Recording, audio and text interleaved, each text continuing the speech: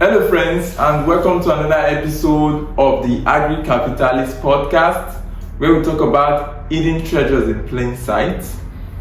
As it is my tradition, I want to thank everyone that has been with us up to this very moment, that has been with us throughout the journey to this episode.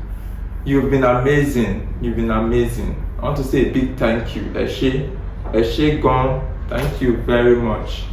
Thank you for your time. Thank you for your effort. Some of us are dropping comments. Thank you for the comments. Thank you so much. May God keep increasing you. May you keep growing. May you keep excelling in all the areas of your life. Today's episode will be talking about 5 mistakes professionals make when going into agriculture. Now, this one is very critical because I talk a lot about agriculture and it is channeled at professionals. The fact that you can be working, engaged in agriculture as a side also, with the help of other people, build the business to the point where instead of working now, you can now start operating it as a full-time, venture. Build it to the point where it can serve millions and eventually grow to become a publicly traded company, agri company.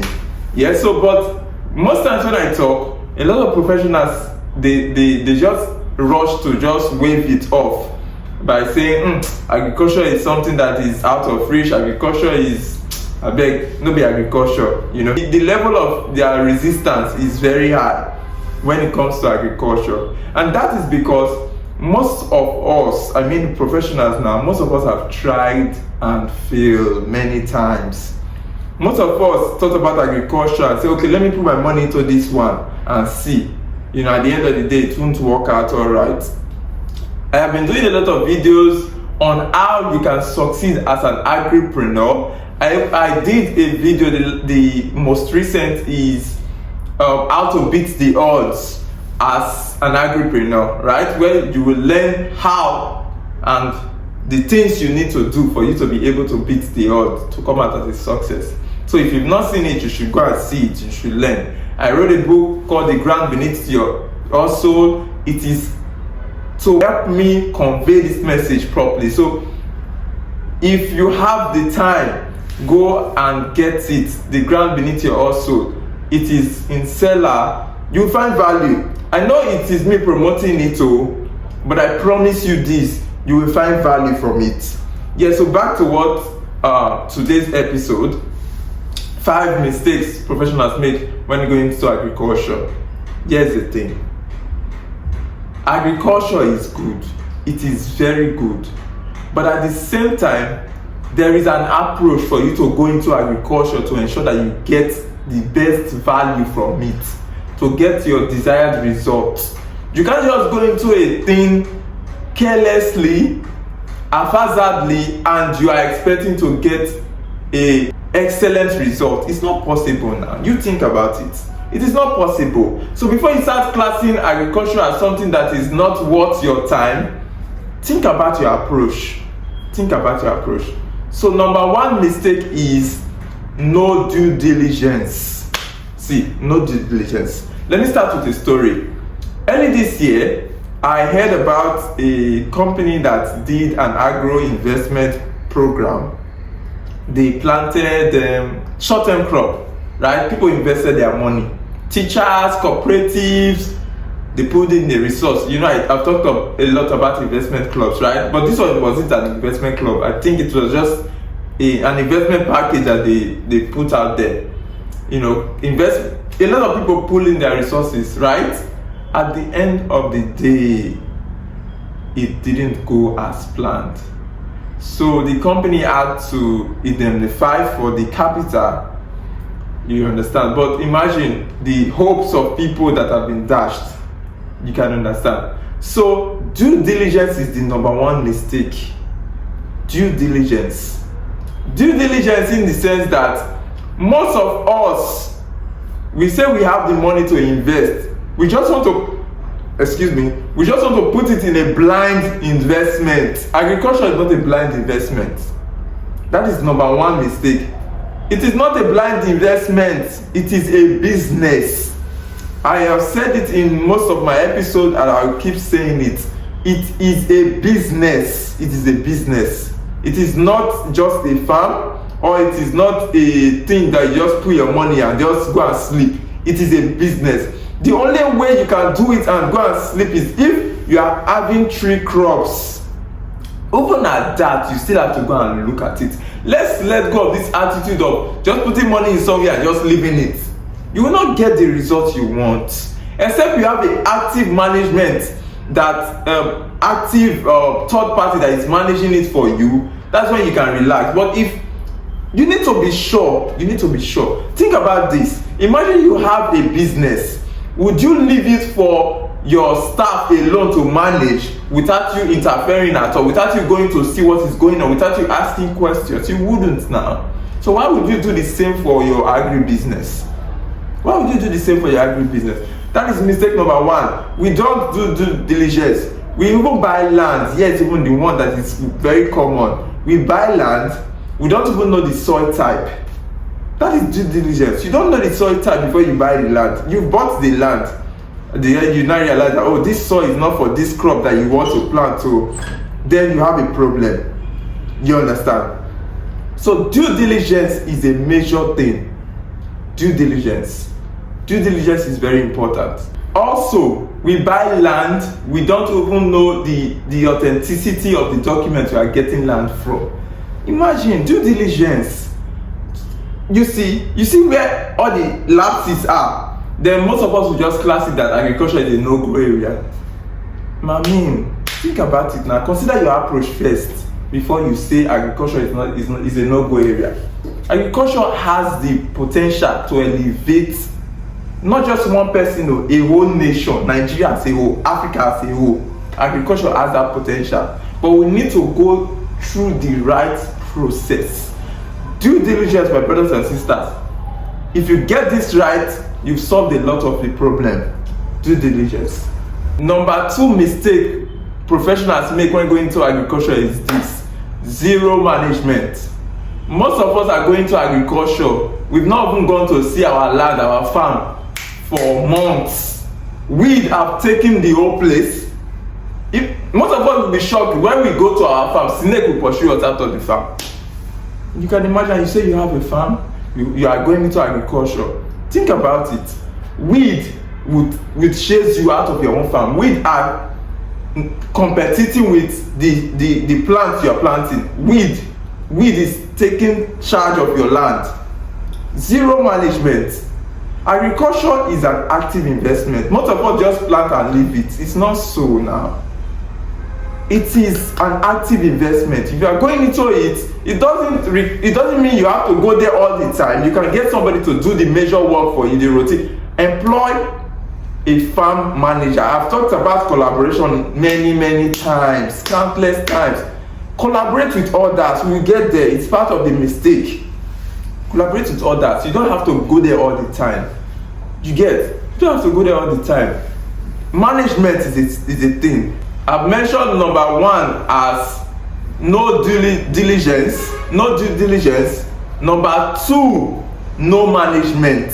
Right? If you don't manage it properly, how can you get the results you want? You cannot get the results you want now. It's not possible. So, no due diligence of the land, no due diligence of the crop they want to even plant, no due diligence. They are just doing it blindly. Secondly, no management. You see how it works together. Those are mistakes most professionals make. They just leave it fallow. Mistake number 3 is this: zero understanding of the crop's requirements that they want to plant. Zero understanding. You see, this is another due diligence, but it's not on the land, it's on the crops. Every crop have their own requirement, have their own demands, have their own specification when it comes to planting. You understand? It's spacing. When you space a short-term crop, it's not the same you space a tree crop. You understand? It's not the same. Let's say you want to plant corn, it's not the same spacing you space bitter cola or mango tree. It's not the same. Every crop have their own spacing. Every crop have their own requirement when it comes to the soil type. Every crop have their own requirements when it comes to the management of it, watering, irrigation. Like pepper is good in the morning and in the evening, right? Most vegetables, they are good when it comes to irrigation, morning and evening. If you don't know that, how can you get the results you want? So that leads me to what I would say, an advice for anyone going into agriculture: do your research before you engage. Do your research so you see the value from it. So you don't join the people that are criticizing it. You join the people that are advocating for it. Because if you don't see value from it, if I've not seen value from agriculture, I will be criticizing it. You see how it works? Like I said, and I keep saying, a success in agriculture for us is to change the narrative greatly. So I've made mention of number 1 as zero due diligence, number 2 as zero management, number 3 as zero understanding of the crops that they are planting, the crops requirements. Mistake number 4 is solo venturing, solo administration. I can't keep stressing this enough. Most of us professionals want to even go into farming. Now we've done the due diligence for the land, we just want to do it on our own. You can't build anything sustainable, you can't build anything worthwhile on your own. It's not possible. They are just too much for you to handle. It is not possible. You have to go through process, and you need people. You can't build anything worthwhile, you can't build anything sustainable, you can't build anything generational on your own. So that is mistake number 4. Solo venture, solo administration. It should change if you want to see success in your agribusiness. Mistake number 5 is this: zero planning. Mistake number 5 is zero planning. Most of us don't plan. I have said this in most of my episodes. In episode 11, where I talked about 7 common mistakes most farmers make, I said it that zero planning is a major mistake, and I'm saying it to you. Zero planning. Plan your venture. Plan the entire season before you even start. Plan. How am I going to do it? What crops are we planning? What crops are we planting? What method are we going to use? Are we going for a solo farming practice or multi-layer or intercropping? What strategy are we implementing before you enter? Am I doing a greenhouse or a open field? What strategy are you implementing? So planning is very important. Plan your agribusiness so you can see value from it. And for those of us that have been with us, that is watching till this very moment, here is your bonus tip. This is just me saying thank you. I'm going to read it from my book, The Ground Beneath Your Hustle. It's a guide for how you can get started as a professional. Number 1 is start where you are, right? Look for affordable lands within reach. Or join an agricultural cooperative or group, the investment club I talked about. But look for affordable lands within reach. You understand? So you don't go and buy lands that are very expensive, that are draining your capital base. Secondly, confirm the land has valid documents. Go through the right process. Get a lawyer and a surveyor. Do what is right. Because if you do what is right, you will get the right results. Confirm the land has valid title documents.